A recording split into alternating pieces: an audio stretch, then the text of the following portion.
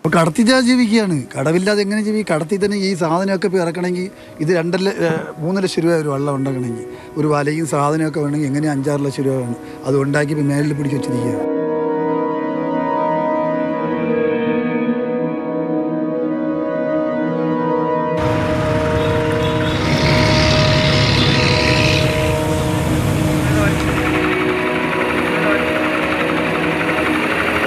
ആകാശത്തെ സാഹചര്യം നോക്കി ജോലിക്കിറങ്ങുന്നവരാണ് മത്സ്യബന്ധന തൊഴിലാളികൾ.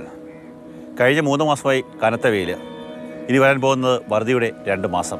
ഈ 2 കാലഘട്ടങ്ങളിലും കടലിൽ നിന്ന് മത്സ്യം ലഭിക്കുന്നില്ല. അവരുടെ ജീവിതം എങ്ങനെയാണ്? ഇന്ന് 21ാമത്തെ ദിവസമാണ് കടലിൽ പണിക്കിറങ്ങിയത്. ഇന്ന് രാവിലെ 4 മണിക്കാണ് കടലിൽ പോയത്. അങ്ങനെ വല വിടാൻ പറ്റാതെ 11 മണി വരെ കടലിൽ കിടന്നു.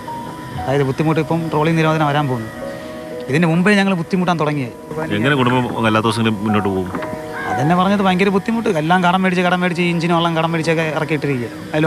മറ്റേ സംഘത്തിൽ ഇരുന്ന് ലോണുകളെടുത്തൊക്കെ ഇറക്കിയിട്ടിരിക്കുക, ബാങ്കിൽ നിന്ന് ലോണ്. ഈ ബുദ്ധിമുട്ടിൽ ഇങ്ങനെ 10-20 ദിവസമൊക്കെ മുകളിൽ കിടക്കുമ്പോൾ ഭയങ്കര പ്രശ്നമാണ്.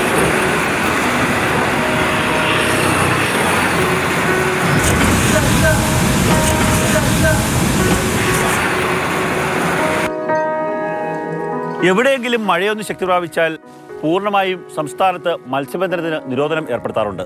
ആ ഒരവസ്ഥയ്ക്ക് മാറ്റമുണ്ടാകണമെന്നാണ് തൊഴിലാളികളുടെ ആവശ്യം. എൻ്റെ അപ്പൂപ്പൻ്റെ കാലം മുതലേ ഉള്ള പല ആൾക്കാരും ഈ നവമാധ്യമങ്ങളോ ദൃശ്യമാധ്യമങ്ങളോ ഒന്നും വരുന്ന മുൻപേ കാലാവസ്ഥയുടെ കാര്യങ്ങളൊക്കെ നോക്കി പണിയെടുത്ത് കുടുംബം പോറ്റിയവരാണ്. പക്ഷേ ഇപ്പോൾ എന്തിനു വന്നാലും നമുക്ക് മത്സ്യത്തൊഴിലാളികൾ തൊഴിലിനും പോകരുത്. അപ്പോൾ സാധ്യതയ്ക്കനുസരിച്ചുള്ള രീതിയിൽ നമ്മൾ ഈ വെതർ വാണിങ്ങിന് പോകരുതെന്നുള്ള ഇത് ചെറിയൊരു കാറ്റോ മഴയോ വന്നാൽ പോലും ഞങ്ങൾ പണിക്ക് പോകാൻ വേണ്ടിയില്ല. അഥവാ ഞങ്ങൾ ധിക്കരിച്ച് പോയാൽ എൻട്രൻസിനകത്ത് പോലീസ് ബോട്ടുകാർ തടഞ്ഞ് ഫൈൻ അടിപ്പിക്കും.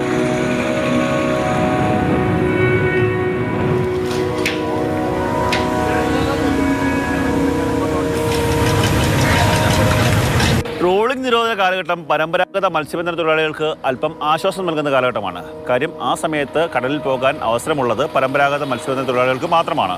പക്ഷേ ഇപ്പോൾ പരമ്പരാഗത മത്സ്യബന്ധന തൊഴിലാളികളും ആശങ്കയിലാണ്. ഇതിനിടയ്ക്ക് ഈ കാലവർഷ സമയത്താണ് ഞങ്ങൾക്ക് അല്പം പണി നടക്കുന്നത്. ഈ സമയങ്ങളിൽ അന്യ സംസ്ഥാനങ്ങളിൽ നിന്ന് വള്ളങ്ങൾ വന്ന് ഇവിടെ വന്ന് പിടിക്കുന്നതിനുള്ള ബന്ധത്തിൽ ഞങ്ങൾക്കിവിടെ ലഭിക്കുന്ന മത്സ്യത്തിന് കൃത്യമായ വില കിട്ടുന്നില്ല.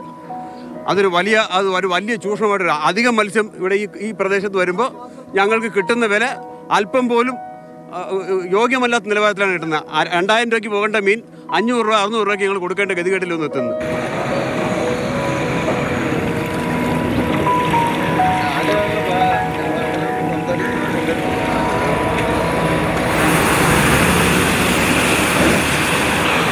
ട്രോളിംഗ് നിരോധന കാലത്ത് സൗജന്യ റേഷനൊക്കെ നൽകുന്നുണ്ട്.